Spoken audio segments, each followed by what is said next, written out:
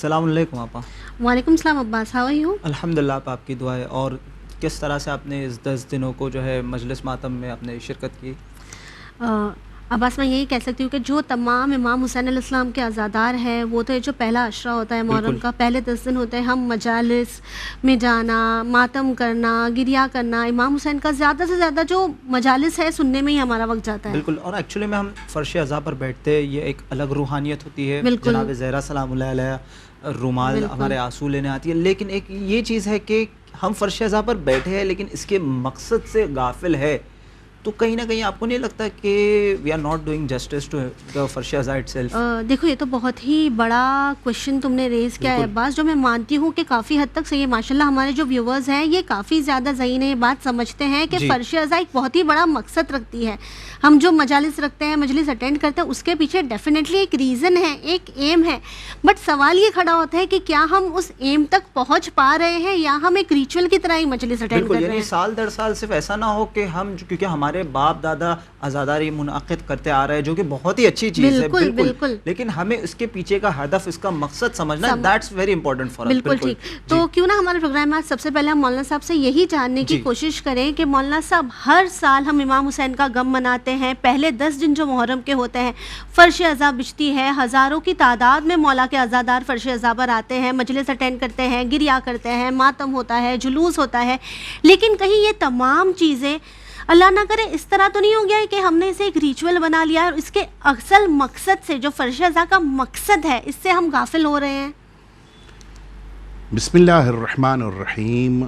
یہ عزاداری جو آج ہم تک پہنچی ہے اس کی تاریخ بہت پرانی ہے, اور جتنی اس کی تاریخ پرانی ہے اتنی ہی زیادہ اس عزاداری کے اثرات اور اس عزاداری کے مقاصد بھی لوگوں کے لیے نہ صرف یہ کہ واضح ہوئے ہیں بلکہ لوگوں پر اس کے اثرات مترتب ہو رہے ہیں. آپ دونوں بہت اچھی بات کر رہے تھے کہ کیا جو عزاداری کا مقصد ہے اس مقصد تک ایک عزادار پہنچا یا نہیں پہنچا. لیکن جہاں تک عزاداری کی بات ہے, عزاداری کا جو اصل مقصد ہے اس مقصد کو عزاداری اچھے سے واضح کر رہی ہے. یہ دو الگ الگ چیزیں میں واضح کرنا چاہ رہا ہوں. یعنی ایک ہے عزاداری کہ جو ہم کو اپنا مقصد بتا رہی ہے, اب ادھر سے ایک عزادار ہے کہ جو آدھے مقصد کو تو مکمل طور پر لے رہا ہے لیکن اس مقصد کے کچھ حصے کو اپنی زندگی میں لے کر نہیں آ پایا بعض وجہوں سے یا بعض مشکلات کی بنا پر. پہلے یہ سمجھ لیا جائے کہ اس عزاداری کو کس مقصد کے تحت انجام دیا جانا چاہیے, اور پھر اس مقصد کے بارے میں پھر ہم بحث کریں گے. دیکھیں, عزاداری ہمارے دلوں میں سرکار سید الشہداء کی اس محبت کی بنا پر ہے کہ جو اللہ رب العزت نے ہمارے لیے قرار دی ہے. میدان کربلا میں امام حسین صلوات اللہ وسلامہ علیہ اور ان کے اصحاب, ان کے انصار, ان کے اعزاء, ان سب کا مظلومیت کے ساتھ شہید ہونا, یہ وہ عزاداری کا پہلو ہے کہ جو خود بخود انسان کی آنکھوں میں آنسو لے آتا ہے. بالکل صحیح. تو ایک تو عزاداری اس وجہ سے ہو رہی ہے کہ ہمیں امام حسین سے قلبی لگاؤ ہے, ہمارے دل کا ایک ریلیشن, کنیکشن ہے امام حسین سے. اس لیے امام حسین کا حتیٰ بعض لوگ نام سنتے ہی رونے لگ جاتی ہیں. کیوں؟ امام حسین سے ان کا جو رشتہ ہے, قلبی لگاؤ, وہ اتنا اسٹرانگ, اتنا مضبوط ہے. اور یہی صورتحال سب کی ہے. ہم دیکھتے ہیں ہمارے گھروں میں خواتین, بزرگ افراد, یہ سب کی یہی کیفیت ہوتی ہے. نوحہ ہو رہا ہے تو گریہ کر رہے ہیں, مصائب میں تو گریہ ہوتا ہی ہے, مصائب سے پہلے بھی. آپ حضرات بھی, جیسا آپ نے کہا کہ میں 10 دن مجلسوں میں گئی, آپ نے بھی دیکھا ہوگا ابھی مصائب شروع نہیں ہوئے اور وہ گریہ شروع ہو گیا. یہ امام حسین سے جو محبت ہے یہ اصل عزاداری ہے, اور یہی عزاداری کی بنیاد ہے. عزاداری ہم سے چاہتی ہے کہ ہم امام حسین سے اپنے لگاؤ کو, اپنے رشتے کو مضبوط رکھیں. جیسے ایک بیٹا جس موقع کے اوپر والد کا جنازہ رکھا ہو, بیٹے سے کہا نہیں جاتا کہ تم رو, اس سے کہا نہیں جاتا ہے کہ تمہارا چہرہ عزادار جیسا یا رونے والا ہونا چاہیے. وہ خود رو رہا ہے, گریا, یہ نیچرل سی چیز ہے. اندر سے انسان کے اندر یہ گریا پیدا ہوتا ہے. یہی صورتحال امام حسین صلوات اللہ وسلام علیہ کی ہے کہ یہ عزاداری میں امام حسین پر گریا یہ ایک مقصد ہے کہ جس کا اصل سبب یہ ہے کہ ہم امام حسین سے اپنے رشتے کو مضبوط کریں. لیکن یہ مقصد ہمیں کسی اور طرف لے کر جاتا ہے. وہ طرف لے کر جانے سے مراد کیا ہے؟ دیکھیے, جب انسان کا رشتہ کسی سے جڑ جاتا ہے تو پھر انسان اپنے کو نہیں دیکھتا, اس رشتے کو نبھاتا ہے. مثال کے طور پر اگر کسی خاندان میں, مثلا کسی خاندان میں کوئی عالم دین ہے, تو اب اس خاندان کے افراد کوشش کرتے ہیں کہ کوئی ایسا کام نہ کریں کہ جس کی بنا پر اس عالم کا نام خراب ہو. پھر وہ رشتے کو نبھانا بڑا اہم کام ہوتا ہے. جس قوم کا رشتہ امام حسین سے ہو, وہ قوم پورے معاشرے میں, پوری سوسائٹی میں, پوری دنیا میں اتنی زیادہ نمایاں ہونی چاہیے کہ لوگ کہیں کہ یہ امام حسین کی عزادار قوم ہے. مثلا یہ جھوٹ نہیں بول سکتی, بالکل, مثلا یہ لوگوں کو چیٹ نہیں کر سکتی. یہ وہ قوم ہے کہ جو لوگوں کا مذاق نہیں اڑا سکتی. یہ وہ قوم ہے جو مثلا ظلم کے خلاف خاموش نہیں رہ سکتی. یہ وہ قوم ہے کہ جو مثلا مظلوم کی مظلومیت کو دیکھنے کے بعد چپ رہ جائے. یہ پاسبل نہیں ہے. یعنی لوگ ہم کو امام حسین کے عزادار کے طور پر پہچانتے ہیں, لہٰذا اب اس رشتے کو نبھانا ہمارے لیے ضروری ہے. اور یہی اصل مقصد عزاداری ہے. عزاداری ہم سے یہی چاہتی ہے کہ پھر ہماری زندگیوں کو تبدیل کر دے. اس لیے کہ میدان کربلا میں سرکار سید الشہداء نے جو میزان قائم کیا, وہ میزان کیا تھا؟ ایک ہمارے لیے معیار دیا, یا ایک ہمارے لیے نمونہ عمل قرار دیا, یا یوں کہنے ایک آئیڈیل طریقہ کار امام حسین نے پیش کیا, اور ایک مقابل میں آنے والے فوجیوں نے اپنا انداز پیش کیا. ہمیں انتخاب کرنا ہے کہ ہم کو کس طرف رہنا ہے.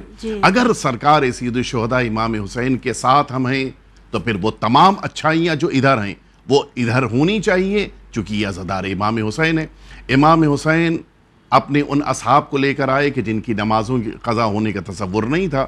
امام حسین ان اصحاب کو لے کر آئے کہ جو حتیٰ میدان کربلا میں امام حسین نے روز عاشورہ اعلان کروایا کہ تمہارے درمیان اگر کوئی ایک ایسا ہے کہ جس کے اوپر حق الناس ہے, ادا نہیں کیا ہے, تو وہ چلا جائے, حق الناس کو ادا کرے, وہ میرے ساتھ شہادت نہ دے. یعنی اتنی اہمیت امام حسین نے میدان کربلا میں لوگوں کے حق کو ادا کرنے کی دی. اس کے معنی یہ ہیں کہ ایک عزادار دوسروں کا حق ضائع نہیں کر سکتا. یہ عزاداری کا جو اصل مقصد ہے وہ ہمارے ذہنوں میں ہونا چاہیے. میں اپنے پورے جملے کو خلاصتاً عرض کر دوں کہ ہمارے اوپر اس عزاداری کی بنا پر دو ذمہ داریاں عائد ہوتی ہیں, ایک انڈیویجول, ایک سوشل. انڈیویجولی جو ذمہ داریاں ہمارے کاندھے پر آ رہی ہیں کہ ہم خود کو تبدیل کریں, ہم اپنے کو اندر سے بدلیں. اور یہ ہوتا ہے. ایک عزادار واقعی طور کے اوپر محرم کے دنوں میں صرف 10 دن کی بات نہیں ہے, صرف 40 تک کی بات نہیں ہے, 2.25 مہینے بہت سے کام چھوڑ دیتا ہے. بے شک. کیوں چھوڑ دیتا ہے؟ وہ یہ سوچ کے کہ میرا رشتہ امام حسین کی عزاداری سے, فرش عزا سے ہے, مجھ کو یہ کام زیب نہیں دیتا. بہت سے ایسے افراد ہیں, ہمارے سامنے نمونے موجود ہیں, سال بھر لوگوں کے لیے تکلیف کا سبب ہوتے ہیں, لیکن جب امام حسین کی عزاداری کے دن آتے ہیں وہ نیک بن کر, اچھے بن کر آ گئے فرش عزا پہ, اب وہ 2.25 مہینے کسی کو تکلیف نہیں پہنچائیں گے, بلکہ برعکس دوسروں کی خدمت کرتے ہیں. یہ جو اندر کا انقلاب ہے یہ بڑا امپورٹنٹ ہے. اور اس کے بعد اگلا مرحلہ ہے جو سوسائٹی کو چینج کرنا, معاشرے کے اندر برائیوں کو ختم کرنا, معاشرے کے اندر پائے جانے والے ظلم کو مٹانا. یہ بھی ہمارے اندر پایا جاتا ہے. سال بھر مثلا 2 بھائی میں اختلاف ہے, لیکن محرم میں فرش عزا پہ اغل بغل بیٹھے ہوئے ہیں. بالکل. کبھی کبھی ایسا ہوتا ہے کہ محلے والوں میں جھگڑا ہے, لیکن محرم میں امام حسین کے لیے فرش عزا بچھائی تو وہ آ کے فرش عزا پہ بیٹھا ہوا ہے. کبھی کبھی ایسا ہوتا ہے کہ خاندانوں میں اختلاف ہے, لیکن مثال کے طور پہ وہ علم مبارک لیے کھڑا ہے. کبھی تو یہ حال تھا کہ چہرہ دیکھنا پسند نہیں ہے, اب امام حسین کے نام پر اسی علم مبارک کو بوسہ دینے کے لیے آ رہے ہیں کہ جس میں اس اپنے جو ظاہر بظاہر دشمن ہے اس کے چہرے پہ نظر بھی پڑے گی، اس کے قریب بھی جا کے کھڑے ہوں گے۔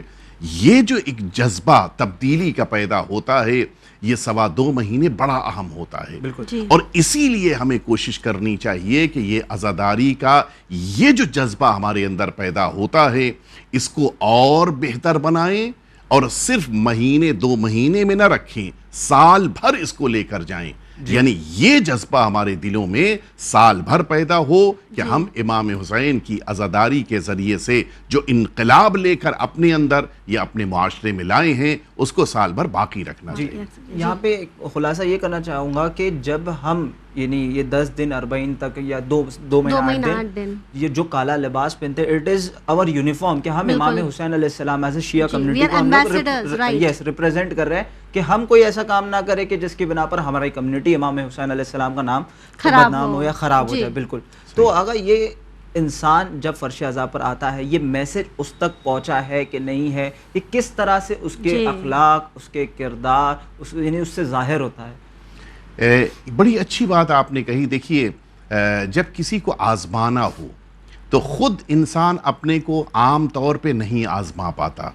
اس کا بہترین طریقہ یہ ہوتا ہے کہ اس کے ساتھ اٹھنے بیٹھنے والوں سے آپ پوچھ لیجئے آیا اس کے اندر تبدیلی آئی یا تبدیلی نہیں آئی۔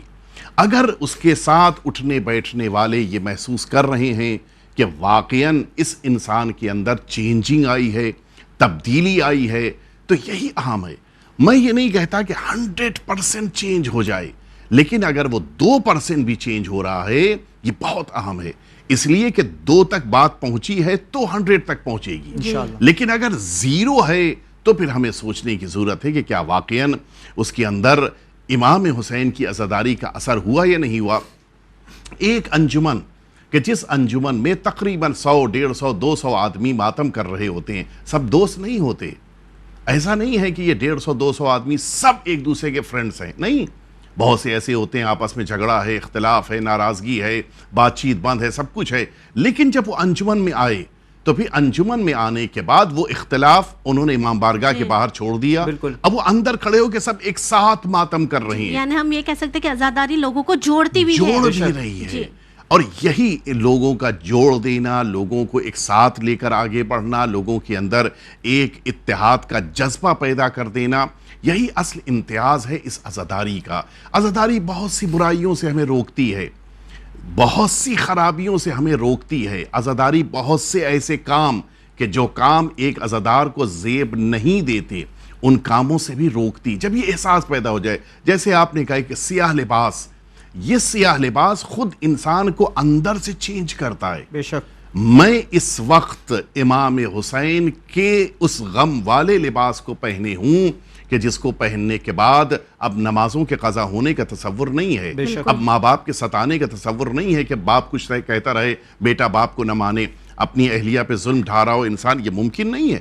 کالا لباس پہننے کے بعد انسان کو اپنے کو چینج کرنا ہے، اور یہ چینجنگ کسی حد تک ضرور پیدا ہوتی ہے۔ ایسا نہیں ہے کہ پوری طرح سے ایسا ہو کہ چینجنگ نہ آ رہی ہو، البتہ ایسا ہے کہ پوری طرح سے چینج نہیں ہوتا، اس کا اپنا ریزن ہے، لیکن ہمیں کوشش کرنی چاہیے کہ امام حسین کی اس عزاداری کے ذریعے سے اپنے اندر انقلاب لے کر آئیں۔ جی اس لیے کہ امام حسین کا نام واقعاً انقلاب پیدا کرتا۔ یعنی عباس یہ بات واضح ہو جاتی ہے کہ کربلا مجلس عزا، فرش عزا کا مقصد تبھی مکمل ہوگا جب ہم اپنے آپ کو چینج کریں۔ لیکن عباس تم نے نوٹس کیا ہے کہ ماہ عزا کے دنوں میں اکثر ایک ڈسکشن ہر بار ابھر کر آتا ہے، چاہے ہم کتنی بھی بار اس ٹاپک پر بات کر لیں، کہ کافی بار ایسا ہوتا ہے کہ جلوس کا وقت یا مجلسوں کا وقت کلیش ہوتا ہے مولانا صاحب نماز کے ساتھ، پھر ایک ڈیبیٹ سٹارٹ ہوتی ہے کہ پہلے نماز پڑھی جائے یا پہلے جلوسوں کو اٹینڈ کیا جائے یا مجالس کو اٹینڈ کیا جائے، اور اس میں یہ ڈیبیٹ ہر سال ہوتی ہے اور شدت سے ہوتی ہے۔ جی تو اس کا حل کیا ہے، کس طرح بیلنس کیا جائے؟ دیکھیں ہماری عزاداری کس لیے ہے؟ ہم اس لیے عزاداری کرتے ہیں تاکہ امام حسین جس مقصد کو لے کر کربلا میں آئے تھے اس مقصد کو باقی رکھنا ہے، اور یزید جس مقصد کو پورا کرنا چاہ رہا تھا اسے پورا نہیں ہونے دینا ہے۔ یزید کے بہت سارے مقصدوں میں ایک مقصد یہ تھا کہ قرآن کو پامال کرنا ہے، اس کے مقصدوں میں سے ایک مقصد یہ تھا کہ رسالت مآب صلی اللہ علیہ وآلہ وسلم کے نام کو ختم کرنا ہے. اس کے مقصدوں میں ایک مقصد یہ تھا کہ نماز نہیں پڑھنی ہے. اس کے مقصد میں یہ مقصد تھا کہ روزہ، حج، یہ جتنے واجبات ہیں ان کو چھوڑ دینا ہے. چونکہ اس کا بیک گراؤنڈ مذہبی نہیں تھا، اس کا بیک گراؤنڈ حتیٰ اسلامی بھی نہیں تھا، وہ تو غیروں سے آیا تھا. لہٰذا اس کا مقصد یہ تھا کہ اسلام کے واجبات کو ختم کرنا ہے، عقیدے کو مسخ کرنا ہے.